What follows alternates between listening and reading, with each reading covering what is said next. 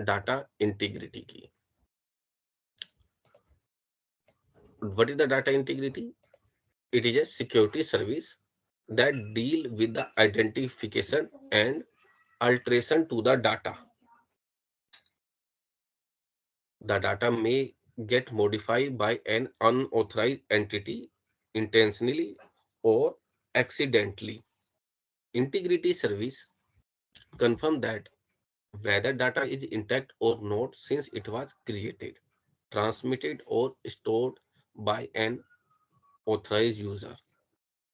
Data integrity cannot prevent the alteration of data but provide a mean for detecting whether data has been manipulated in an unauthorized manner or not. अब simple सा मतलब क्या है, देखिए हमने data integrity तो data confidentiality तो समझा कि यार डाटा को का जो सिक्योरिटी है वो मेंटेन रहे, पर there is a term called integrity. अब इसको अगर सिंपल से समझेंगे तो इंटीग्रिटी का मतलब है चीजें हम जैसे टर्म, और आपने डाटाबेस के अंदर भी पढ़ी होगी, मैं थोड़ा सा कनेक्ट करने की कोशिश कर रहा हूँ आप लोगों को। डाटाबेस इंटीग्रिटी आपने ये टर्म भी पढ़ा होगा, डाटाबेस इंटीग्रिटी की कुछ भी हो, डाटाबेस हमेशा अपने कंसिस्टेंट स्टेट में मेंटेन होना चाहिए। इंटीग्रिटी का मतलब है कंसिस्टेंट। अगर आप डाटाबेस के टर्म में समझेंगे, कंसिस्टेंट, कंसिस्टेंट का मतलब क्या है यार?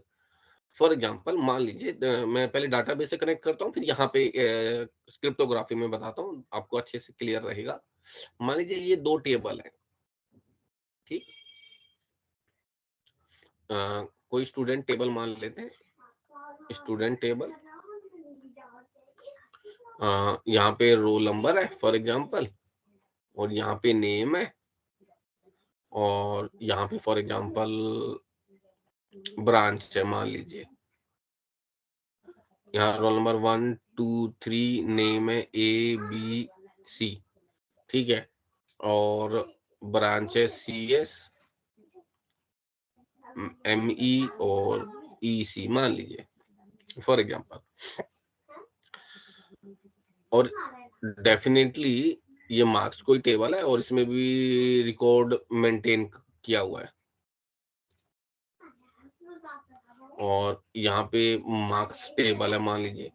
अब मान लीजिए यहाँ पे भी रोल नंबर है, और यहाँ पे पहले सब्जेक्ट के मार्क हैं, सब्जेक्ट 1 सब्जेक्ट 2, ऐसे मार्क्स गिवन है।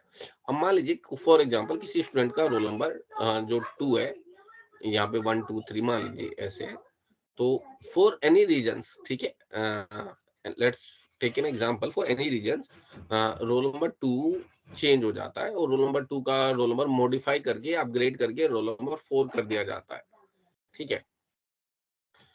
और इस टेबल में वो 2 का 2 है, 4 नहीं है, ठीक है। यानी कि यहाँ पे 4 है और यहाँ पे 2 है, पर होना क्या चाहिए था, क्योंकि ये एक ही बच्चा है, एक ही बच्चा है 4, तो दोनों ही टेबल में इससे अपग्रेड होना चाहिए था। यानी डाटा कंसिस्टेंट नहीं रहा, जो था वो नहीं रहा, कहीं कुछ है और वो कहीं कुछ है। उसी से कंसेप्ट कनेक्ट करता हूं यहाँ पे क्रिप्टोग्राफी के अंदर इंटीग्रिटी में। तो देखिए यहाँ पे जैसे मैंने बताया, अगर आप कोई मैसेज सेंड कर रहे हैं तो उसके दो एंड होते हैं, एक सेंडर एंड कहलाता है और एक एंड कहलाता है रिसीवर का। तो ये मान लीजिए सेंडर है इस साइड,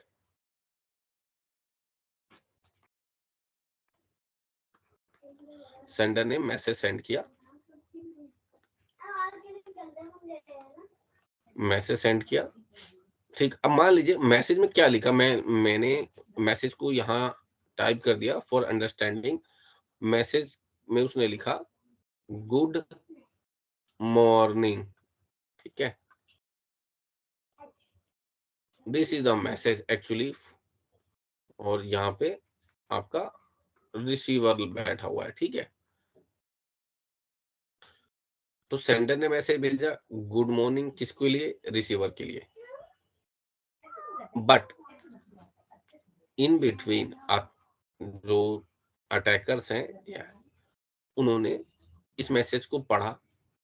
अब वो मैसेज को पढ़ के, मैसेज को समझ के उन्होंने देखा कि यार गुड मॉर्निंग भेजा है। अब वो चाहते थे कि यार इस मैसेज को इस तरीके से मैनिपुलेट किया जाए कि एक गलत मैसेज कम्युनिकेट हो।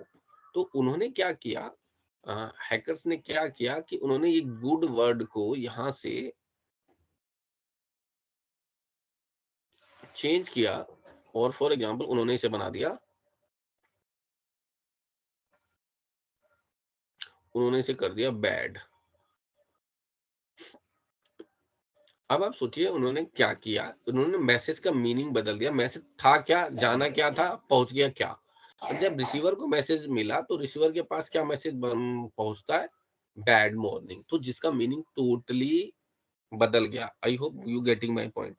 तो ये जो प्रॉब्लम है ये क्यों हो पाया, क्योंकि आपका मैसेज, आपका डाटा सिक्योर नहीं था, कोई उसे बदल सकता है। तो अगर आप अपने सिस्टम में क्रिप्टोग्राफी की फंक्शनैलिटी यूज करते हैं अपने मैसेज भेजते टाइम, तो इसका मतलब है ना खाली उसकी कॉन्फिडेंशियलिटी मेंटेन रहेगी बल्कि उसकी इंटीग्रिटी भी मेंटेन रहेगी। कोई गुड का बैड करना चाहे तो नहीं कर सकता है।